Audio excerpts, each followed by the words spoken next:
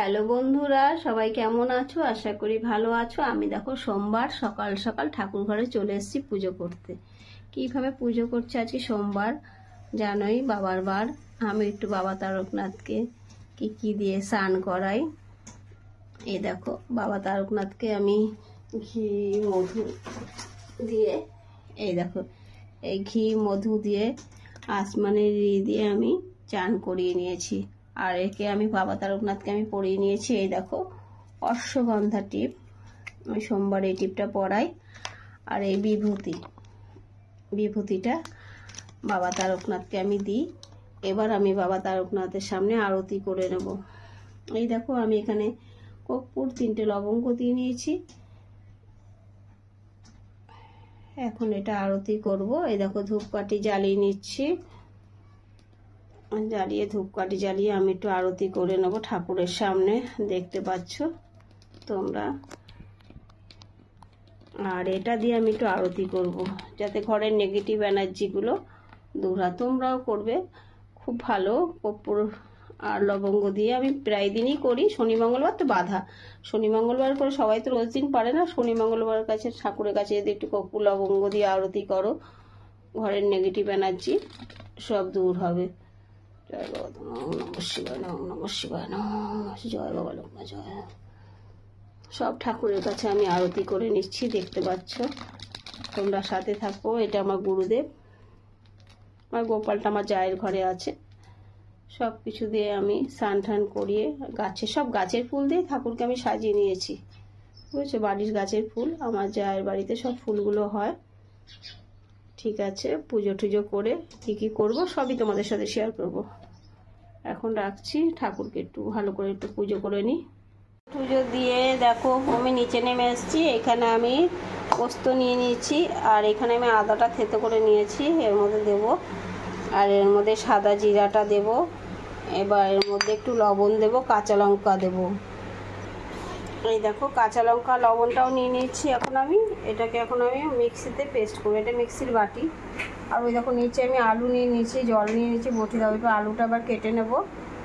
কীভাবে রান্না করব সেটা তোমাদের সাথে শেয়ার করব। আমার ছেলে এই রান্নাটা খুব ভালো খায়।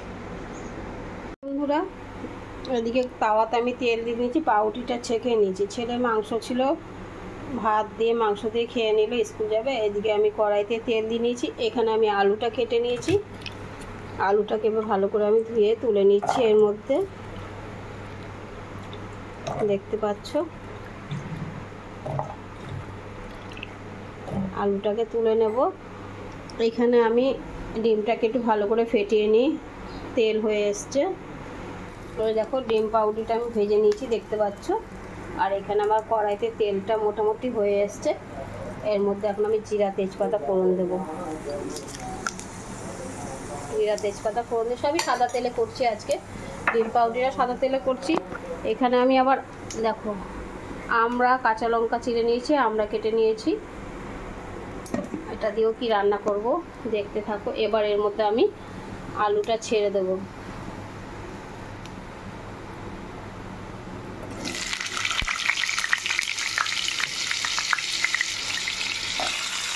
আলুটাকে ছেড়ে দিচ্ছি, বুঝতেই পারছো তেলটা হয়ে গেছে, যে আওয়াজটা পাচ্ছ তোমরা।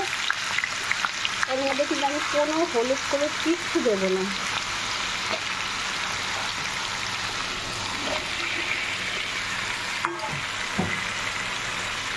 এর মধ্যে শুধু নুন দিয়ে দিচ্ছি,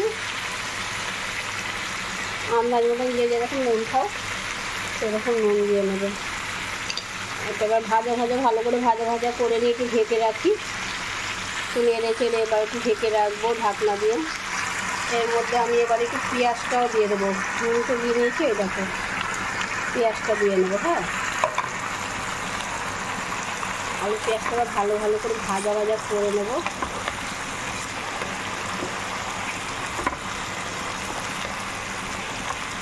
এখানে তো পোস্ত বাটাটা আছেই, দেখালাম। এবার একটু ঢেকে দিচ্ছি, হতে থাকুক। 10 মিনিট পর আবার দেখছি।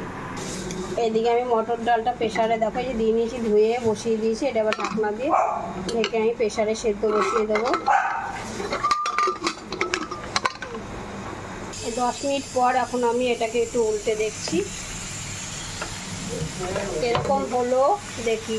এই দেখো এবার উল্টাচ্ছি সব 10 মিনিট পরে যে মোটামুটি ভাজা ভাজা হয়েছে, একটু লাল লাল হয়েছে, দেখছো তো সব লাল লাল হয়েছে, একটু ভাজা ভাজা হচ্ছে। ভালো করে ভাজা ভাজা না হলে ভালো লাগে। এদিকে মটর ডালটাও সেদ্ধ বসিয়ে দিয়েছি, আর এই পাশে আমি চালটা ধুয়ে নিয়েছি। আজকে কী কী রান্না করছি দেখো, তোমাদের সাথে সেটাই আমি শেয়ার করছি, দেখতে থাকো কি করি। এবার এটার মধ্যে কিন্তু আমি হলুদ দেবো না, হ্যাঁ। এই দেখো এটা ভাজা ভাজা হয়ে গেছে মোটামুটি আমার, দেখো লাল হয়ে গেছে, লাল ভাজা ভাজা ভাজা মানে এটা লাল হয়ে গেছে। আলুটাও মোটামুটি। এর মধ্যে এবার আমি পোস্তটা দিয়ে দেবো।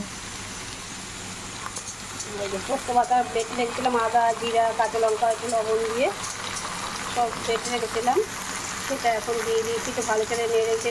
এই দেখো এদিকে আমার বাড়ি কুকুরটাও চেঁচাচ্ছে। পোস্তটা আমি দিয়ে ভালো করে নেড়েছি, একটু জল দিয়ে নিয়েছি, হ্যাঁ।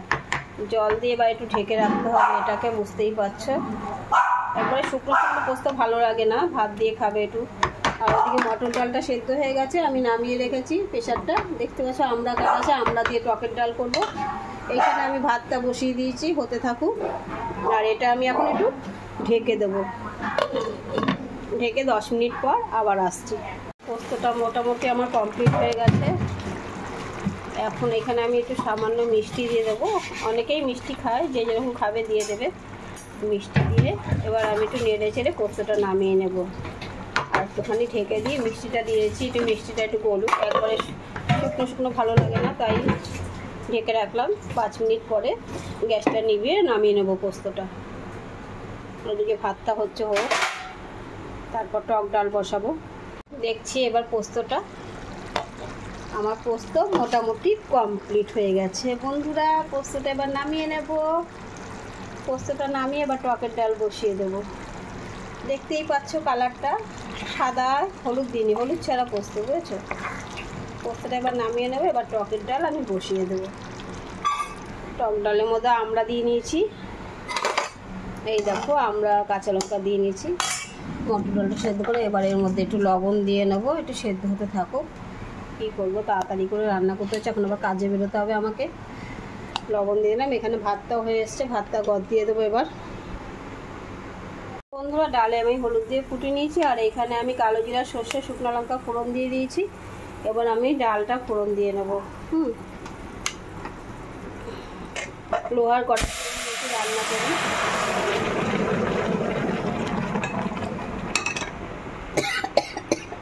আজ উঠে টক ডালটা মোটামুটি আমার কমপ্লিট। এখানে একটু মিষ্টি দিয়ে দিলাম, মিষ্টি না দিলে তো ভালো লাগে না, টকের ডালে একটু মিষ্টি অন্তত লাগে। আজকে রান্না বন্ধুরা এই পর্যন্ত, ভাত গদ দিয়েছি। তোমরা ভিডিওটাকে স্কিপ করবে না, আমার ছোট্ট মিনি ব্লগ। তোমরা যত্ন সহকারে আমার ভিডিও দেখো, এই জন্য তোমাদের সবাইকে অনেক অনেক ভালোবাসা। সবাই ভালো থাকবে, টাটা। কেউ স্কিপ করো না ভিডিওটা বন্ধুরা, টাটা।